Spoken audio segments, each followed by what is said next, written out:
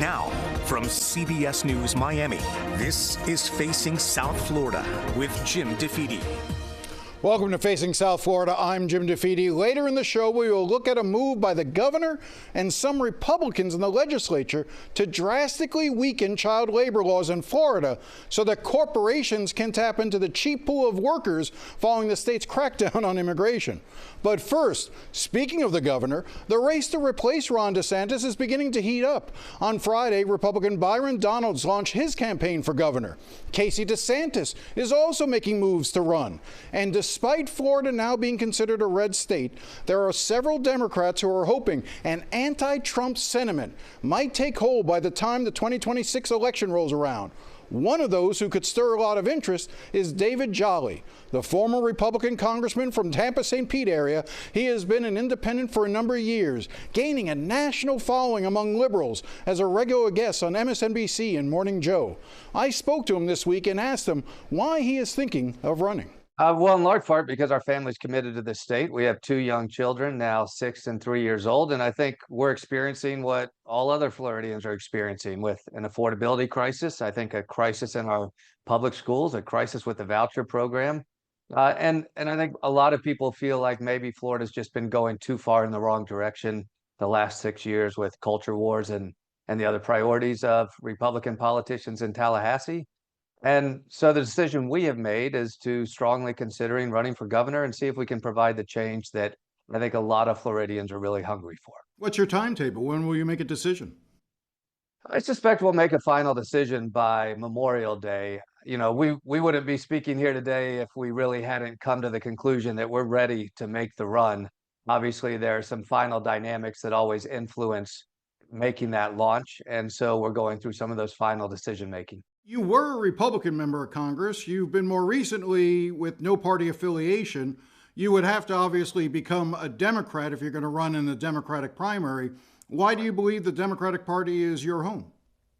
Yeah, so I've long considered myself a part of the Democratic coalition. I have been an NPA and I enjoy the independent space. It's the largest growing voter bloc in the state of Florida and nationally as well. And I think it's because a lot of people reject having to conform to one ideology on everything. You sign up for a party and you kind of have to fit in a box.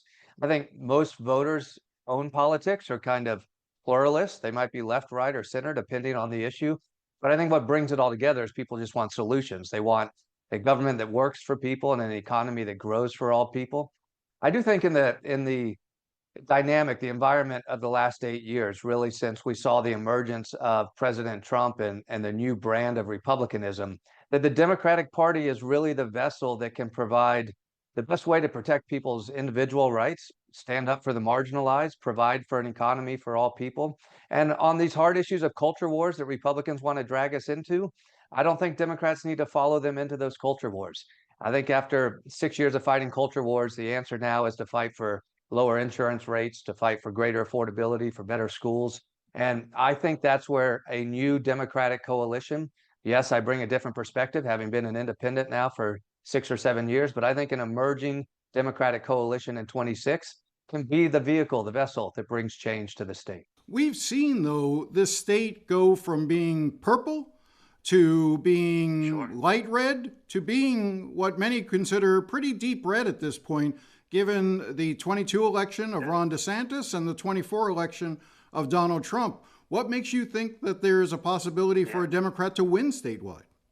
Yeah, look, that's a very real challenge, right? I do think if Democrats perhaps have contributed to their own shortcomings, it's that perhaps leading Democratic politicians, even in the state right now, have failed to meet voters where they are, right? There are a lot of issues in the state that matter to people. There are a lot of issues that Republicans and Democrats fight over. But to be honest, I'm not sure they're always fighting over big ideas on lowering property insurance, lowering property taxes, fighting for better schools, fighting to fix the voucher program. I'm not sure we've seen that, Jim, on either side of the aisle. And I guess that's part of my independent streak as well. I think Republican politicians have failed us. I'm not sure Democratic politicians have been able to fight back in the way that matters. Look, part of this is macro environment look like next August? Are we a nation and a state that is looking for change? I think a lot of people are concerned about the current direction nationally and in Tallahassee. If this is an environment next year where voters are looking for change, then the question for Democrats is, are you able to be that new party that meets voters where they are and provides the change they want? Because the change is not to fight more culture wars on the left to try to reflect the culture wars on the right. The change is actually to meet voters exactly where they're at. Our own family. Could we reduce our insurance rate by 60% if we had a state catastrophic fund to cover all natural disasters? And so your private insurer doesn't have to cover those? What about the schools? You were promised vouchers that now are not keeping up with the rate of inflation in private schools. And the truth is, public schools are still providing better platforms of education, access to the trades, access to the arts. Those happen in public schools, but Republicans have failed to support our public schools. So bold ideas. Should we save the private insurance market or the property insurance market for homeowners? Should we say we want to build more schools in more neighborhoods with more teachers who are paid more? Should we fight the culture of corruption in Tallahassee and call it out when we see basically a campaign finance system that allows corporate bribes of our elected officials, regardless of what side of the aisle you're on? I think if we meet voters where they're at, what matters to them right now, we don't litigate the issues of 2024 or 2022, but we litigate the issues of now. I think we have a shot at closing that growing gap of Republican majority voters here in the state. It's been 30 years of Republican control. Look where that got you. If we don't provide an option to change that direction, it's going to be more of the same. Higher insurance rates, higher taxes, more failing schools. That's what we've got now. I think people want to change that. You know, if I can quote the great Yogi Berra, it seems a little like deja vu all over again, in that in 22, the party turned to Charlie Crist, who had been a Republican, became an independent, and then ran as a Democrat. Are you essentially Charlie Crist 2.0? I love that question because the answer is no, and here's why. With all due respect for Charlie Crist, his message to voters was, I didn't leave the Republican Party left me. That's not my story. I left the party. I think the Republican Party politicians, the elected politicians, have gone in the wrong direction. I also changed my mind. I test a different theory of the case in politics. Is it okay to change your mind in politics? For instance, I still think we should have lower corporate taxes, but I think we should have more gun control. On the hard issue and the hard question of reproductive freedom, I grew up as a preacher's kid. I still participate in an evangelical church, and I wrongly conflated being pro-life personally with being anti-Roe in the political sphere. I've changed my mind on that. I think the Roe framework, the Roe v. Wade framework, is the proper way to secure reproductive freedom, but also allow churches to evangelize and celebrate their teachings of faith. I think my case is one in which I grew as I began to represent a very diverse community in Pinellas County, but as I think we have a very diverse state. So with respect to former Governor Crist, I'm not sure that's the case he made to voters when he suggested he would run as a Democrat. I think Democrats are right in their values, and I think they provide the right platform for change. Maybe I'm a little different Democrat, and I recognize that. But this is certainly not the case of Charlie Crist 4 years ago. This is David Jolly in 26 with a coalition that wants change. It's interesting. We've got two special elections coming up in Florida on Tuesday. Congressional District 1, the seat vacated by Matt Gaetz, and Congressional District 6, the seat vacated by Mike Waltz.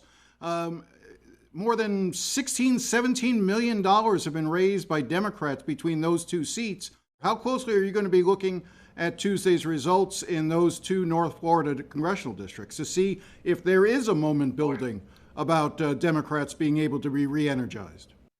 All eyes are on those special elections in these congressional districts. And as you mentioned, a 30-point spread is very hard to close, even with all the money in the world. That's twice what the state spread is at 14 or 15 points right now. But do we see those numbers tighten? Do we see them come down about 10 points? Possibly so. And what we know in the giving that we're seeing nationally is particularly Democrats, but honestly, just members of what I call the Democratic coalition, a lot of independents, are trying to put their efforts into something. They don't like the direction we're currently going. They're concerned if it's buyer's remorse or not of what's coming out of Washington and certainly out of Tallahassee. Things seem to be getting worse, right? We saw the mishap with the national security team in the White House this week, the inability to keep classified information classified. People are wondering, is government really able to work for them? And this new Democratic energy, the new independent energy we're seeing, I think could translate into this entire 2026 cycle. Is this like a 1994 or a 2010 or a 2018 where you see a big swing? Look, for Florida to change direction in Tallahassee, it will have to be a big swing. Part of any Democrat stepping forward right now is to say, if the moment meets us halfway, if indeed the voters are hungry for change, I want to try to provide that change. I do think for national Democrats to rebrand or reposition the party, it would be smart to do it through state capitals like Tallahassee in 26. The national issues are so toxic and so hard to almost unwind for the major parties. But in states and municipalities, big city mayorships, county commissions, you have an opportunity for politicians of any party to really meet voters where they're at, to say, how do we work on your taxes, on your schools, on your roads? How do we work on getting money out of politics? How do we work on keeping schools and communities safer through smart gun laws? That's where voters are. And if there's an anxiety that threads together this coalition of people who want change, Republicans, Democrats, Independents, they just don't see government working for them. At its base, I think people want a government that works and an economy that grows, and that's it. When we come back, Florida's move to weaken child labor laws. Stay with us.